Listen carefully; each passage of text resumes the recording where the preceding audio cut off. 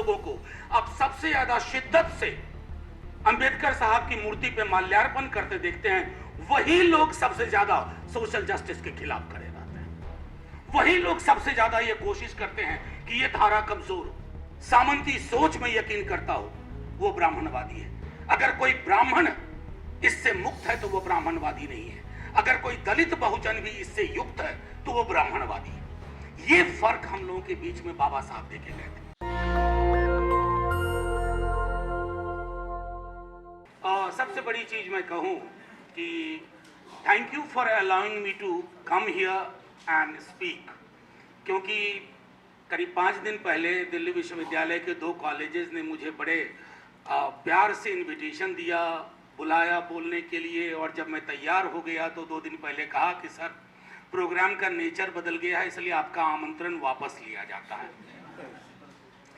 और दोनों कॉलेज का नाम नहीं बताना चाहूँगा, क्योंकि मैं चाहूँगा कि दक्षिण हो, पश्चिम हो, बाम हो, कोई ना हो, सिर्फ आम हो, तब भी छात्रों के बीच में, स्टूडेंट्स के बीच में डायलॉग चलने के लिए ज़रूरी है कि बैरियर्स बहुत ना हो। इसलिए मैं डेलिबरेटली दोनों कॉलेजेस का नाम नहीं बता रहा हूँ। बहरहाल बात तो ये है कि निसार में तेरी गलियों पे वतन की जहाँ चली है रस्म कि कोई न सर उठा के चले। जो कोई चाहने वाला तवाफ को निकले, नज़र बचा के चले, जिस्मो जहाँ चुरा के चले। ये मैंने फैज़ से लिया है। अब फैज़ को कोट करना आज के दिन में हो सकता है कि कईयों को ये लग सकता है कि जब हिंदुस्तान में इतनी पोइट्री है तो आप पाकिस्तान से क्यों ला रहे हो। बहरहाल उनकी जानकारी के लिए बता दूं कि ये पाकिस्तान जाने से पहले लिखा था फैज़ ने, तब वो हिंदुस्तान के नागरिक थे। एनीवे, ये महीना बड़ा खूबसूरत होता है। मैं अभी आने से पहले साथियों से बता रहा था कि मैं परसों रात गोंदिया में था, गोंदिया भंडारा महाराष्ट्र में। देखिए, देश में बहुत महापुरुष हुए हैं, बहुत फ्रीडम फाइटर हुए हैं, लेकिन बाबा साहब क्या है मैं बताऊं। गोंदिया में मेरा वक्तव्य 9 बजे रात को हुआ। 9 बजे रात को। जैसे लोग त्योहार मनाते हैं ना, बाबा साहब का बर्थडे त्योहार की तरह मनाते हैं, झूमते हैं लोग। ये गोंदिया की खबर है, ये औरंगाबाद की खबर है, ये शोलापुर की खबर है। कुछ तो होगा ना उस व्यक्ति में जो जीते जी शायद वो हासिल नहीं किया जो उन्होंने अपनी मृत्यु के बाद हासिल किया। एक कौम को, एक पूरी कौम को एक तलिस्मा दे के गए। और वो तलिस्मा क्या है? जब वो कहते हैं एडुकेट, एजिटेट, ऑर्गेनाइज। अब सब लिखते हैं, मैं भी लिखता हूं। उस दिन गोंदिया में जो मैंने कहा, मैं आज उसके 2 मिनट में आपको बताऊंगा। मेरे लिए भी बहुत आसान था, हमारे लिए, राजेंद्र भाई के लिए। जय भीम कहते हुए यहाँ पुष्पांजलि रखो, यहाँ मोमबत्ती दिए जलाएं, प्रणाम करें, जय भीम बोले, और फिर अगले साल की 13 अप्रैल का इंतजार करें कि फिर 13 अप्रैल आएगी। 13 अप्रैल से लेकर के अगली 13 अप्रैल के बीच में हमने अंबेडकर के विजन के लिए क्या सोचा। मैं अपने संसद के अनुभवों को अगर आपको बताऊं तो आपको ताज्जुब होगा कि जिन लोगों को अब सबसे ज्यादा शिद्दत से अंबेडकर साहब की मूर्ति पे माल्यार्पण करते देखते हैं, वही लोग सबसे ज्यादा सोशल जस्टिस के खिलाफ खड़े रहते हैं। वही लोग सबसे ज्यादा ये कोशिश करते हैं कि ये धारा कमजोर हो। गोंदिया में मैंने यही कहा, लोगों से यह आग्रह किया कि जब आप रात को घर वापस जाएं तो एक बार जरूर सोचें कि एडुकेट, एजिटेट, ऑर्गेनाइज कि एक एक लफ्ज को आपने कैसे जिया अपनी जिंदगी में। हाल के दिनों में, पहले भी मैं जब यहाँ आया हूँ, तकरीबन 6 वर्ष बाद इस ग्वायर हॉल में आया हूँ, शायद बीच में 3 वर्ष हुआ भी नहीं था ये प्रोग्राम। तो अक्सर ग्वायर हॉल और सोशल वर्क को लेकर के मेरा मानना है कि हम लोग एकदम फर्स्ट कजिन हैं। और आज से ये रिश्ता नहीं है, बहुत पुराना है। जब मैं 90 में यहाँ आया, एडमिशन ली, तो मैं अभी कह रहा था तो किसी ने कहा, हमारे कामाख्या जी ने, इन्होंने कहा कि आप स्टूडेंट्स को बताइएगा। मैं बिहार से आया था। एक तो आइसक्रीम के बारे में बहुत जानकारी नहीं थी, और दूसरा कसाटा आइसक्रीम के बारे में जानकारी नहीं थी कि ब्रेड पर भी आइसक्रीम बन सकता है। तो यहाँ उस वक्त मेरे एक मित्र थे जो मेस सेक्रेटरी थे। आज मैं आपको बताऊं, शायद आप में से कुछ लोग जान जाएं, ग्लूकॉन डी बिस्किट का वो जो ऐसे तस्वीर के साथ एक स्लोगन आता है, ये आप ही के हॉस्टल के सीनियर ने लिखा है, उनका नाम भूषण था, यहीं रहते थे, मैं सेक्रेटरी थे। तो रात को आए तो उन्होंने कहा कि कूपन कटाओ, आइसक्रीम खाओ। तो मेरी जिंदगी का पहला कसाटा आइसक्रीम ग्वार हॉल की देन है, और इसलिए मैं इस योगदान को कभी नहीं भूल सकता। Anyway, coming back to the important, some of the important issues which I had listed to share with you all today. देखिए, एक तो चीज हो सकता है कि मैं जानता हूं कि बाबा साहब जिस दौर में अपनी बात रख रहे थे वो दौर बहुत मुश्किल दौर था, लेकिन उस दौर के जो नेता थे उनके समक्ष सब एक जैसे कद के थे, चाहे बापू हो, बाबा साहब हो, नेहरू हो, पटेल हो। आज जो बौनी समझ के लोग हैं वो जब टिप्पणी करते हैं बाबा साहब पर या महात्मा गांधी पर या नेहरू पे तो ताज्जुब होता है, क्योंकि ये चीजें, ये रवायतें बदलनी होगी। और मैं लगातार कह रहा हूं, सदन के अंदर मैंने कहा था, तो खैर वहां मुकदमा नहीं हुआ तो यहां भी नहीं होगा। मैंने कहा था कि अगर कभी कभी कल्पना करना बहुत अच्छा होता है, और छात्र जीवन तो कल्पनाओं के लिए अति असीम आकाश। मैंने गोंदिया में भी कहा था कि अगर बाबा साहब पीछे से चलते हुए आ जाए, फर्ज कीजिए कि महात्मा गांधी भी फिर से पृथ्वी पर आ जाए, जानते हैं पहला काम क्या करेंगे महात्मा गांधी? पूना पैक्ट पे अपने पोजीशन को बदल करके बाबा साहब के पोजीशन को आगे करेंगे। अब यह पूछिएगा कि ऐसी क्या दिक्कत है पूना पैक्ट में? तो हर नुमाइंदा दलित बहुजन समाज का राजेंद्र पाल गौतम नहीं होता। लोग पार्टियों के विप से बंधे होते हैं, अपने समाज के विप को नहीं समझते हैं। बाबा साहब चाहते थे कि जिस समाज की संचेतना उस स्तर पर हो, उस समाज के इलेक्टोरेट का प्रोविजन, चुनने की प्रक्रिया अलग होनी चाहिए। हमने नहीं माना। अब आप देखिए कि सदन में जो सदस्य हैं उनका अलग अलग मुद्दों पर क्या नजरिया है, ये क्यों हो रहा है? अगर 1932 में वो पैक्ट ना हुआ होता तो शायद आपके संसद की भी तस्वीर, हमारे संसद की तस्वीर अलग हुआ करती। खैर, ये मैं आपके लिए छोड़ता हूं, इस पे सोचिएगा। दूसरी चीज मैं कहना चाहता हूं, ये घटना मैंने बहुत लोगों को सुनाई है, धनंजय कीर के बायोग्राफी से मैंने ली है, और ये घटना इसलिए भी सुनानी आवश्यक है क्योंकि घटना में पात्र बदल गए, कथानक बदल गए, लेकिन कथा नहीं बदली।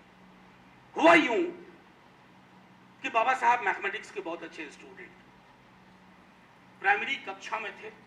शिक्षक ने कहा, बाबा भीम आओ सॉल्व करो इस सवाल को। तो भीम पीछे से चले। अब पीछे में क्यों थे, इस पर भी कोई ताज्जुब नहीं हो सकता है, क्लास के बाहर ही बैठे हुए थे, क्योंकि अक्सर तुमको क्लास के बाहर ही बिठाया जाता था। तो वो ज्यों ही चलने को आगे हुए तो जो डोमिनेंट कास्ट के बच्चे थे भाग के आए ब्लैक बोर्ड के पास, क्योंकि उनका टिफिन बॉक्स ब्लैक बोर्ड के पास था, और उन्हें लगा कि शायद भीम के वहां पहुंचने से उनका खाना अशुद्ध हो जाएगा। शायद तो मैं कह रहा हूं, उन्हें लगा अशुद्ध हो जाएगा। जो साउंड था टिफिन बॉक्स को निकालने का, उसका टन टन टन, बाबा साहब ने कोलंबिया यूनिवर्सिटी में जब वो थे तब भी जिक्र किया कि वो आवाज मेरे कानों में अभी भी गूंजती है। आप पूछिएगा कि अब तो ऐसे हालात नहीं है। मैं मानता हूं अब ऐसे हालात नहीं है, अब हालात उससे ज्यादा बुरे हैं। क्यों मैं कह रहा हूं? That nature of discrimination has become much more sophisticated. And I say this, during Baba Sahib's time, there was not a provision called none found suitable. Now you have a new discriminatory, sophisticated, very modern, rather post-modern tool, which is called none found suitable. क्या है ये? उसी tiffin से मिलती जुलती आवाज नहीं है। और खैर, बहुत चूंकि जयंती का दिन है तो मैं बहुत सारे अवसाद की चीजें नहीं कहना चाहता। मैं सिर्फ इतना दो चीजें कह करके, एक मैं आज ही मैंने आपके लिए एक चीज शेयर करने को सोचा था। हम अक्सर बहुत सारी चीजों पे बात करते हैं बाबा साहब के नजरिए से, जैसे social democracy. Do we really pay attention to the fact that what he actually meant when he warned the entire Constituent Assembly that if economic and social democracy is not translated into action, your political democracy shall be blown up? We never paid attention to it. The fact is we are much more comfortable with the idea of social inequality today than we ever were. आप बताइए किसी भी political party के manifesto में आम से लेके खास कहीं भी आपको इक्वालिटी शब्द धीरे धीरे गायब हो रहा। समता मूलक समाज की स्थापना, लोग कहते नहीं तो सपना है, सपने में क्या जीना, ये कभी नहीं होगा। Baba Sahab knew the challenges, yet he dreamt of it. He told us the blueprint, the roadmap. It's just that we have created roadblocks in that roadmap. That's why the maps are missing, the blocks are to be seen. And I think this should be something which we must carry forward. Second, which is very dear to my heart, that is negating hero worship. बाबा साहब इस मुल्क के मिजाज को जानते थे। जहां 70-80 करोड़ देवी देवता हों, वहां हर आदमी एक नया देवता गढ़ने की कोशिश करता है। कभी कभी तो ऐसों को भी देवता बना देता है जिनमें देवत्व के 1% भी लक्षण नहीं होते। लेकिन जब इंसान देवता बन जाता है तो उसे मजा आने लगता है, क्योंकि देवता बनने में सबसे खास बात क्या है ना, देयर आर फ्री हॉलीडेज। सामने में आके भगत आपसे सवाल नहीं पूछेगा, वो कहेगा जी हुजूर, मालिक आप जो कह रहे हैं सही कह रहे हैं। He warned us, and you know he warned against what? Whom? उन्होंने कहा great men discard this idea of great men. लेकिन हाँ, हम सब इस कोटेशन को सामने रखते हैं, लेकिन हीरो वर्शिप में हम कॉम्पीट करते हैं एक दूसरे से, और वो डेमोक्रेसी के लिए मैं समझता हूं सबसे बड़ा खतरा है। कितना बड़ा खतरा है आप इन दिनों देख रहे होंगे, और ऐसा नहीं है कि पहली बार देख रहे हैं। 75 में भी लोगों ने देखा, लेकिन 75 में व्हाट्सएप नहीं था, तो देवता को व्हाट्सएप की यात्रा नहीं करनी पड़ती थी। अब के देवता तो सुबह सुबह व्हाट्सएप से हमारे पास पहुंच जाते हैं कि भक्त आज के लिए तुम्हारा ये काम, भक्त उस काम में लग गए, भक्त कल के लिए तुम्हारा ये काम, भक्त लग गए। तो कहां का एडुकेट, कहां का एजिटेट, कहां का ऑर्गेनाइज। जिस समाज में ये पता चल जाए कि विभाजन से ना सिर्फ मत मिलते हैं बल्कि स्वीकारोक्ति बढ़ती है, वो समाज बाबा साहब का समाज नहीं हो सकता।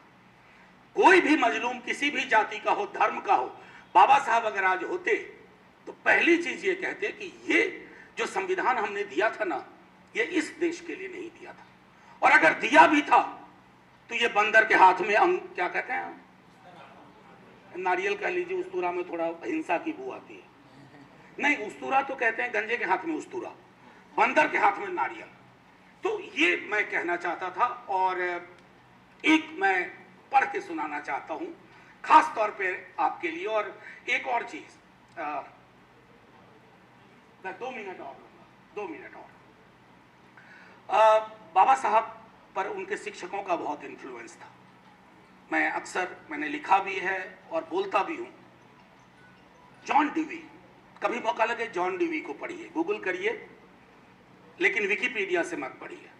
गूगल पे दिल्ली यूनिवर्सिटी में आप सब हैं, आपको जे स्टोर का वो होगा, तो आप जॉन ड्यूवी को पढ़िए।